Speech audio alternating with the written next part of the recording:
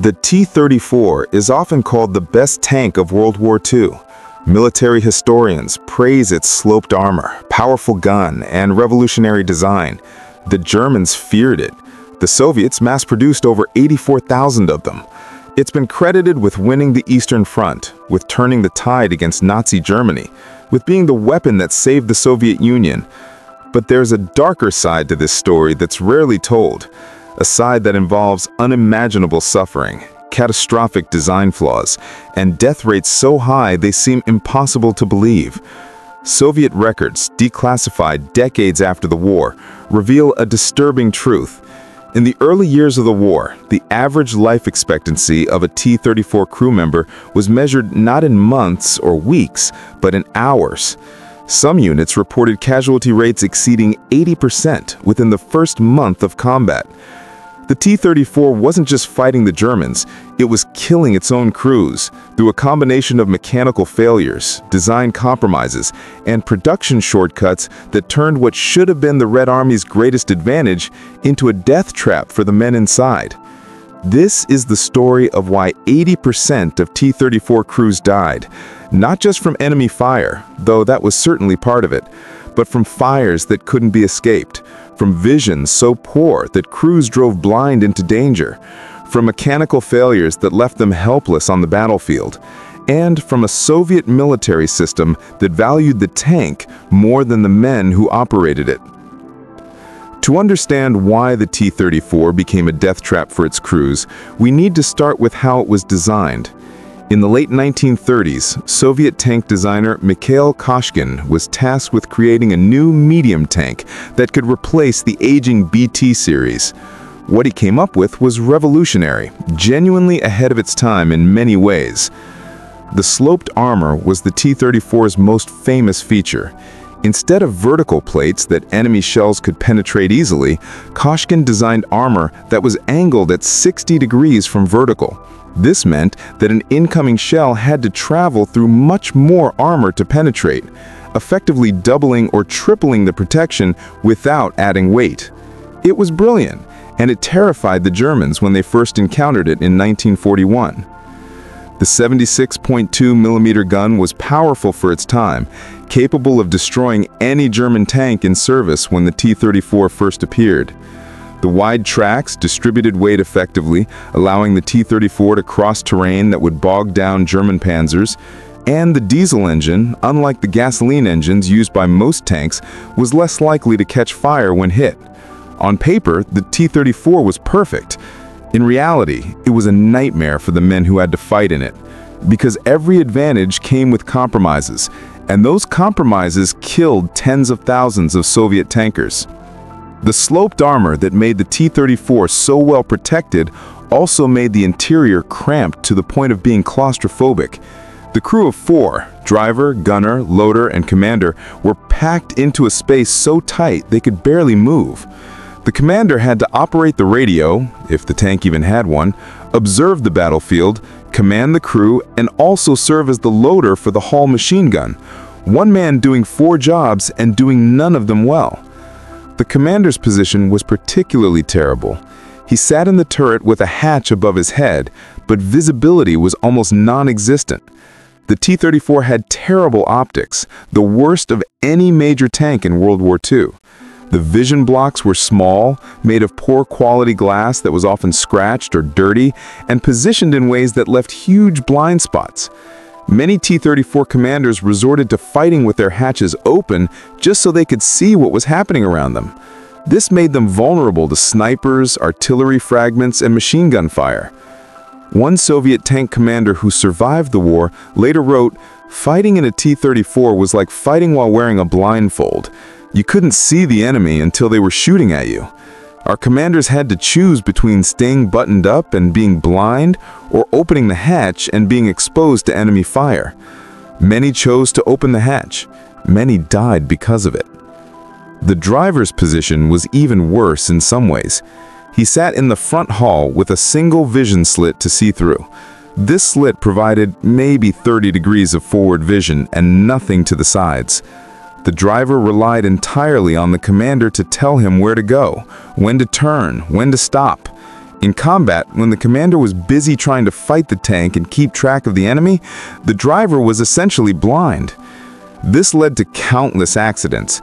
T-34s drove into ditches, into rivers, into minefields, into their own infantry, simply because the driver couldn't see where he was going.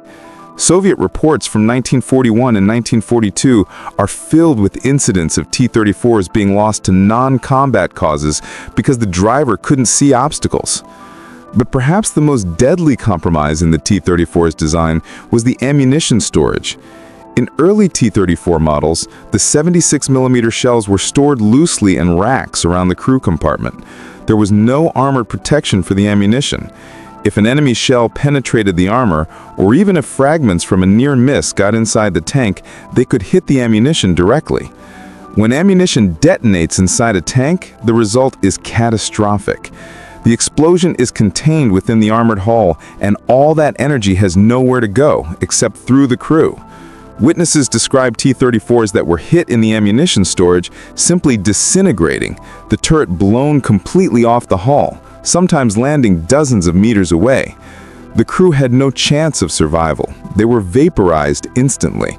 Soviet tankers called this cooking off or brewing up. They knew that if an enemy shell penetrated their tank, they had maybe a second or two to bail out before the ammunition exploded. Most never made it. The hatches were difficult to open from inside, especially if the tank was at an angle or if the crew was injured. And even if you got the hatch open, you then had to climb out while the tank was potentially on fire and under enemy fire. The survival rate for crews whose tanks were penetrated was appalling. German after-action reports from the Eastern Front frequently note that destroyed T-34s often had no survivors. The tanks would be found with all hatches closed, the crew dead inside either from the initial penetration or from the ammunition explosion that followed. The T-34's diesel engine, which was supposed to be an advantage because diesel is less flammable than gasoline, created its own problems. The V2 diesel engine was powerful but also crude and poorly manufactured. It leaked fuel constantly. The engine compartment would be coated in diesel, and any spark or hot surface could ignite it. Engine fires were common, and they were deadly. The engine was separated from the crew compartment by a thin firewall, but this firewall had numerous holes for control linkages, fuel lines, and other connections. When the engine caught fire, flames and toxic smoke could enter the crew compartment within seconds. Soviet tankers were terrified of engine fires. Unlike ammunition explosions, which killed instantly, engine fires gave you time to realize you were about to die. The crew would smell smoke, then see flames, then have to make the decision to bail out or try to fight the fire. Bailing out under fire was often suicidal, but staying in a burning tank was guaranteed death. One T-34 driver who survived an engine fire described the experience. "I smelled smoke and looked back. I could see flames through the gaps in the firewall. I screamed at the crew to bail out. The commander was already trying to get the turret hatch open, but it was stuck. The gunner and loader were trying to help him. I opened my hatch and climbed out. I don't know if the others made it out. I rolled off the tank and ran. A few seconds later, the ammunition exploded. I was maybe 20 meters away and the blast knocked me down. When I looked back, the tank was completely destroyed. I never saw my crew again." The production quality of T-34s varied wildly depending on when and where they were built. Early T-34s from the Kharkov factory were relatively well made, but as the war progressed and factories were evacuated east to escape the German advance, quality plummeted. Tanks were being assembled by workers who had never built a tank before, using tools and dies that had been damaged during evacuation under pressure to meet impossible production quotas. The result was tanks with poorly welded armor, misaligned components, and parts that didn't quite fit together properly. Hatches wouldn't close correctly, leaving gaps where fragments and bullets could enter. Turrets wouldn't traverse smoothly, making it difficult to track targets. Transmissions failed after a few dozen kilometers. Engines seized up from poor assembly. Soviet factory reports from 1942 show that a significant percentage of T-34s were delivered with defects. Some had armor plates that weren't properly welded, creating weak spots. Others had gun sights that were misaligned, making accurate shooting impossible. Many had transmissions that were known to be defective, but were installed anyway because there were no replacements available. For the crews, this meant they were going into combat in tanks they couldn't rely on.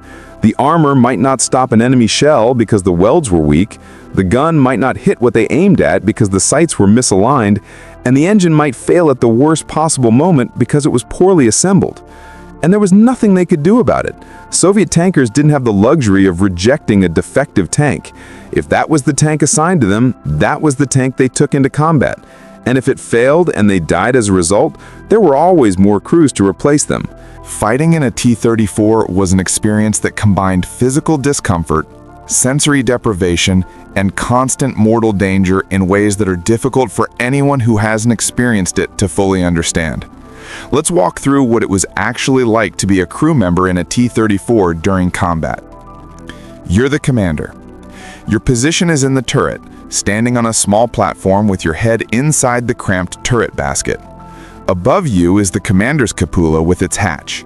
This is your only escape route. In front of you are the terrible optics that barely let you see outside. Below you is the gunner, crammed into an even smaller space. Behind you is the loader, struggling in the confined space to handle the heavy 76mm shells. The noise is overwhelming. The V2 diesel engine, right behind the firewall, roars at a deafening volume. Soviet tankers often suffered permanent hearing loss because they didn't have proper hearing protection. The engine noise made communication within the crew almost impossible. You had to shout directly into someone's ear to be heard. The intercom system, when it worked, helped somewhat, but many T-34s didn't have working intercoms or didn't have them at all. The fumes are nauseating. The diesel engine produces thick, oily exhaust. The ventilation in the T-34 is poor, and exhaust fumes constantly leak into the crew compartment. Carbon monoxide poisoning was a real danger. Crews would become dizzy, nauseous, and disoriented from breathing exhaust fumes during long operations. Some Soviet tankers passed out from fume inhalation and had to be dragged from their tanks. Now you're in combat. Enemy tanks have been spotted, though you can barely see them through your inadequate optics. You give orders to the gunner, trying to direct him onto the target.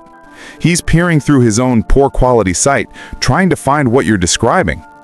The loader is grabbing a shell from the ammunition rack, a 76mm round that weighs about 6.5 kilograms, and loading it into the breech. The gun fires. Inside the enclosed space of the turret, the blast is physically painful. Your ears ring.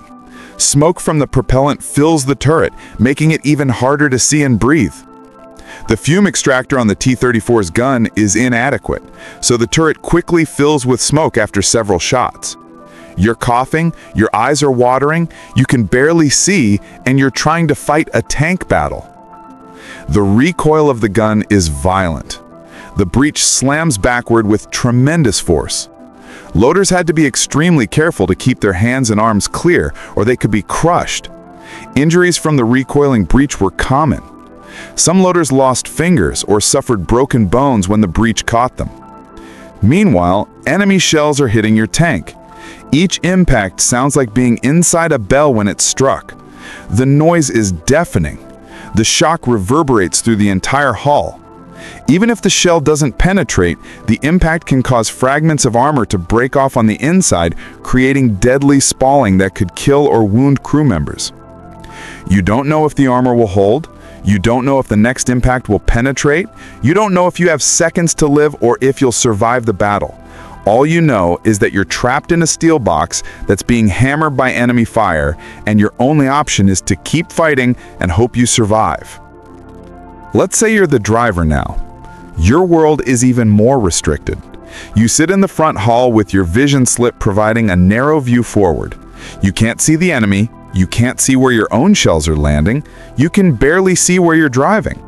You rely entirely on the commander's orders, shouted down through the intercom if it's working, or relayed by someone tapping on your shoulder if it's not.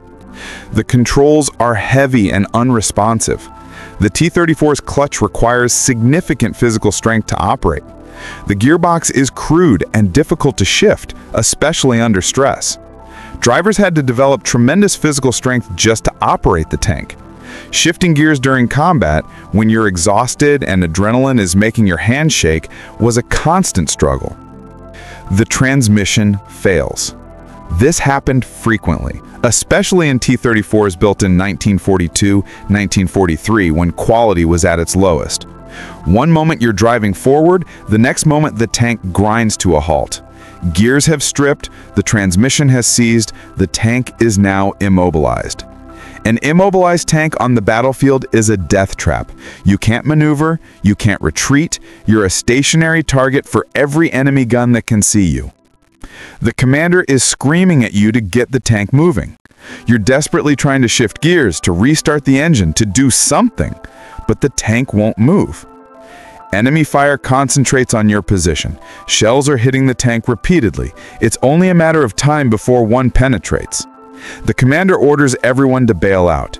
But the driver's hatch is difficult to open, especially if the tank has been hit and the hull is warped. You're pushing with all your strength and it won't budge. Panic sets in. You can hear the other crew members escaping through the turret hatches. You're trapped in the hull. Enemy fire is still hitting the tank. You smell smoke. The engine is on fire. You're gonna burn to death or be blown apart when the ammunition explodes. This was the nightmare that haunted every T-34 driver. Being trapped in the hull, unable to escape, while the tank burned or was destroyed around them. Soviet casualty reports show that drivers had the lowest survival rate of any crew position. They were the hardest to evacuate, the most likely to be trapped, and the most likely to die even in tanks where the rest of the crew escaped.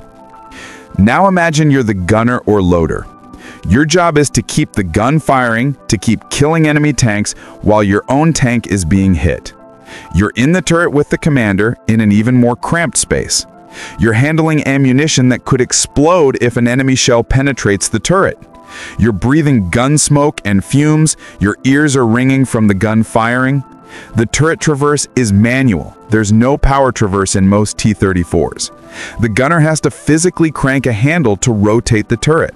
This requires significant physical effort, especially if the tank is on uneven ground or if the turret ring is damaged.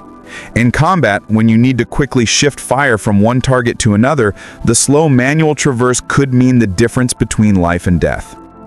German tank gunners with their powered turret traverse could swing their guns onto target far faster than Soviet gunners. This gave them a critical advantage in combat.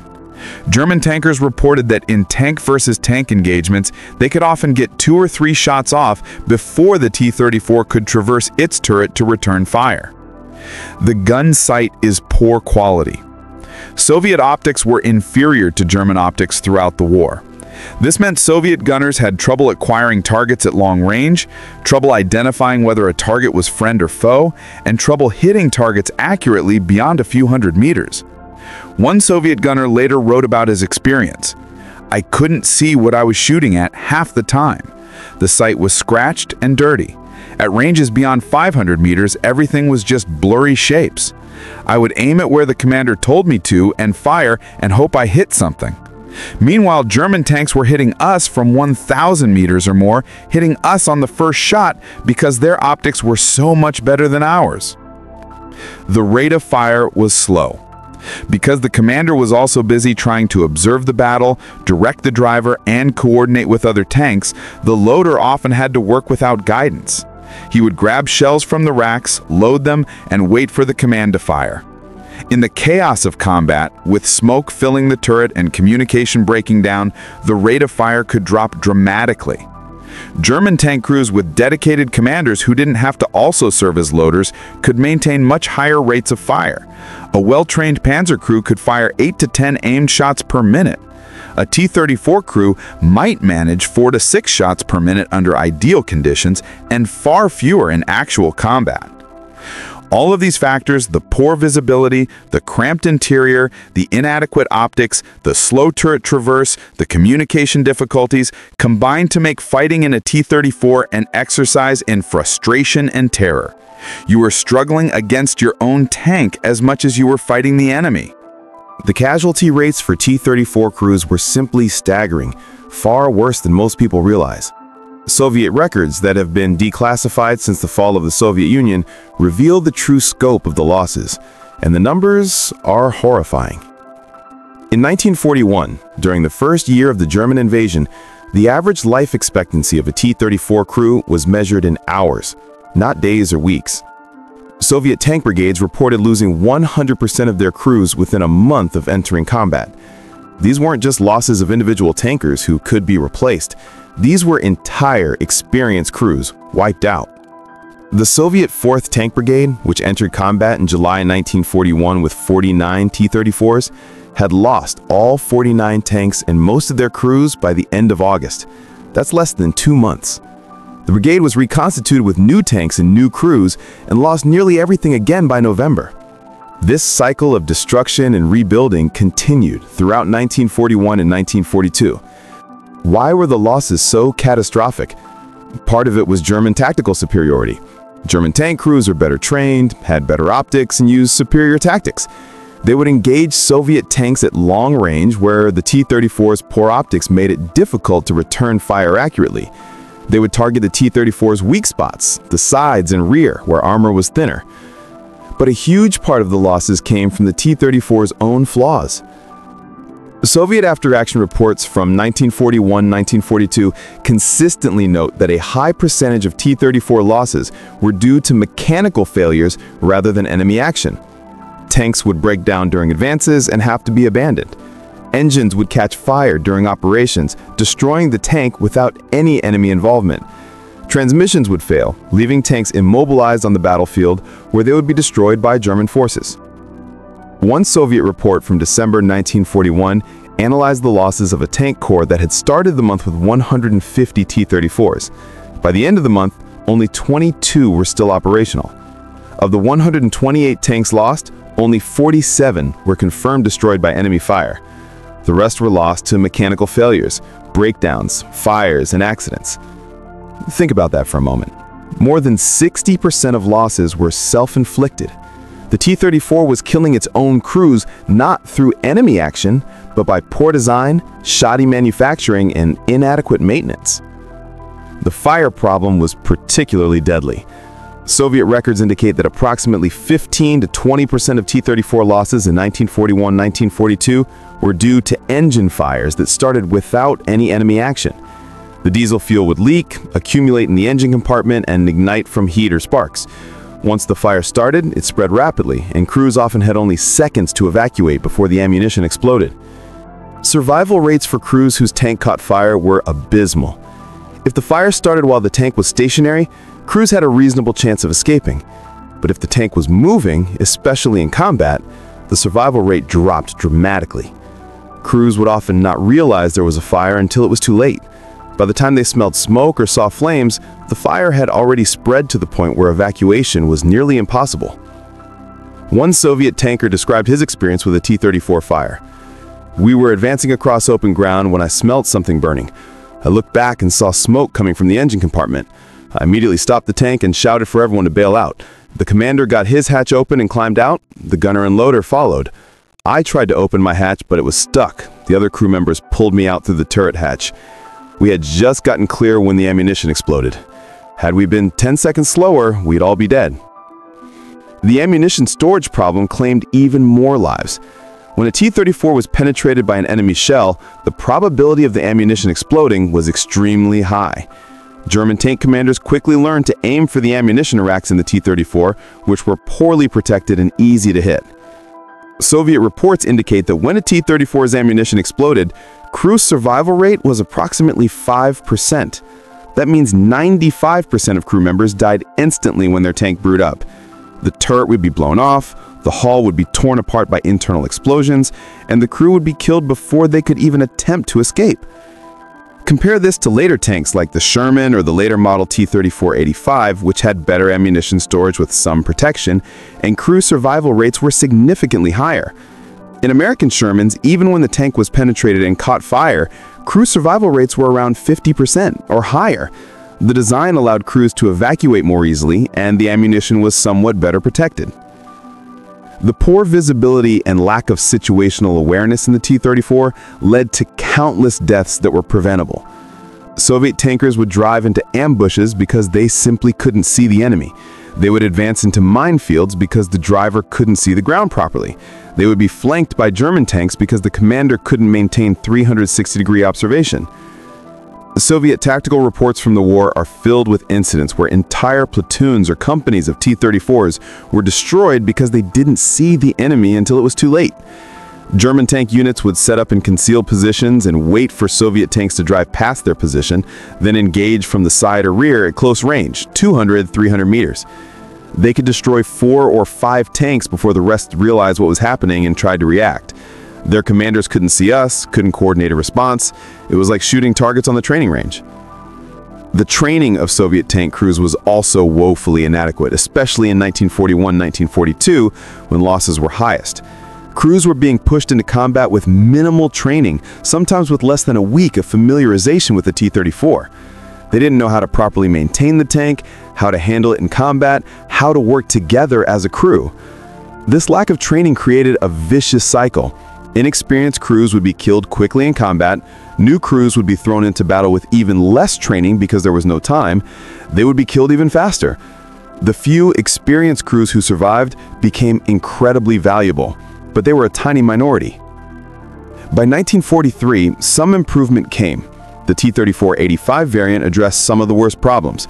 It had a larger turret with a 3-man crew instead of 2, meaning the commander no longer had to serve as loader. It had a better gun. The optics were slightly improved. Production quality was getting better as factories settled into their evacuated locations. But the fundamental problems remained. The visibility was still poor, the ammunition storage was still vulnerable, the escape hatches were still difficult to open, and Soviet tactical doctrine still emphasized mass and speed over careful tactics, meaning T-34 crews were still being sent into situations where casualties were inevitable. The casualty rates did improve somewhat in 1943-1944. Better training, better tactics, and numerical superiority meant that Soviet tank units could take more time and be more careful. But the T-34 was still a deadly tank to crew. Even in 1944 and 1945, when the Red Army was advancing across Eastern Europe and into Germany, T-34 losses remained high. The Soviet system: tanks over men. To fully understand why 80% of T-34 crews died, we need to look beyond the technical problems and examine the Soviet system that put them in those tanks. Because the Soviet approach to armored warfare was fundamentally different from Western armies, and that difference cost tens of thousands of lives. In Western armies, particularly the American and British forces, there was a recognition that trained, experienced crews were valuable assets. Tanks could be replaced relatively easily, but experienced tankers who knew their jobs, who had survived combat, who could train new crews, these men were precious. Significant effort was made to improve crew survivability and to rotate experienced crews out of combat. The Soviet system was different. Soviet doctrine emphasized the mass production of tanks and the mass employment of armor. Tanks were seen as expendable weapons. Crews, drawn from the massive population of the Soviet Union, were similarly expendable. The focus was on producing as many tanks as possible and throwing them into battle in overwhelming numbers. This philosophy shaped every aspect of Soviet tank design and employment. Why bother with expensive, complex features that might improve crew survivability when you could build 2 simpler tanks instead? Why spend time and resources training crews extensively when you needed them at the front immediately? Why worry about crew fatigue and stress when there were always more crews available? The result was a system that treated T-34 crews as almost as expendable as ammunition. Soviet tank units would be thrown into battle, would suffer catastrophic losses, would be pulled back, reconstituted with new tanks and new crews, and thrown back into battle. The cycle repeated endlessly throughout the war. Soviet commanders were evaluated based on results, not on casualties. A commander who achieved his objectives but lost 80% of his tanks and crews would be rewarded. A commander who achieved the same objectives while preserving his force would receive the same reward. There was no incentive to preserve crews. In fact, there was often pressure to accept casualties rather than appear cautious or cowardly. Soviet political officers, the Zempolits, monitored commanders for any sign of unwillingness to commit forces. A commander who tried to preserve his men could be accused of defeatism or cowardice, charges that could result in execution. This created a culture where T-34 crews were sent into situations that Western commanders would have considered suicidal. Frontal attacks against prepared positions, advances across open terrain under heavy fire, missions with inadequate reconnaissance or artillery support. The crews had no choice but to follow orders, knowing that the survival rate was terrible, but hoping they would be among the lucky few who made it through. The maintenance situation made everything worse. Soviet tank units often operated with minimal maintenance support. Spare parts were scarce, trained mechanics were in short supply. Tanks that developed problems would sometimes be sent into combat anyway because there was no time or ability to repair them properly. T-34s would go into battle with known defects, transmissions that were already failing, engines that were running rough, guns with misaligned sights. Crews knew their tanks were defective, knew that the defects could get them killed, but they had no choice. Use the defective tank or be accused of refusing to fight. The recovery and repair system was primitive by Western standards. Tanks that broke down or were damaged would often be abandoned if they couldn't be repaired immediately. The crew would be assigned to a new tank, if one was available, or would be reassigned as infantry. The abandoned T-34 would sit on the battlefield until it could be recovered, if ever. German forces recovered and studied hundreds of abandoned T-34s. Many were found to be essentially intact, abandoned due to relatively minor mechanical problems that could have been repaired with proper maintenance support. But the Soviet system didn't provide that support, so the tanks were left behind. For the crews, this created a sense of fatalism. They knew they were probably going to die. The only question was when and how. Some crews tried to improve their chances by making unauthorized modifications to their tanks, adding extra armor plates, improving vision devices, anything that might give them a slight edge. But such modifications were often forbidden, seen as showing a lack of confidence in Soviet engineering. The psychological toll on T-34 crews was immense. They were fighting in tanks they knew were flawed, following orders that were often suicidal, with little hope of survival if things went wrong. Post-war Soviet studies of tank crew psychology found high rates of what we would now call PTSD, though the Soviets didn't use that term. Many tankers turned to alcohol to cope with the stress. Vodka rations were generous in tank units, partly as a reward, partly as a way to help crews deal with the horror of what they were experiencing. Alcoholism was rampant among surviving tankers. Others became fatalistic or nihilistic. They stopped caring about their own survival, stopped trying to be careful, just followed orders mechanically and waited for death. Soviet political officers reported concerns about morale in tank units, about crews who seemed to have given up hope. But many crews found ways to cope, to keep fighting, to try to survive. They formed tight bonds with their fellow crew members. They developed superstitions and rituals. They took whatever small measures they could to improve their chances. And they kept climbing into their T-34s and going into battle, because that was what they had been ordered to do. The Soviet system did eventually produce results. By 1944-1945, the sheer mass of Soviet armor was overwhelming.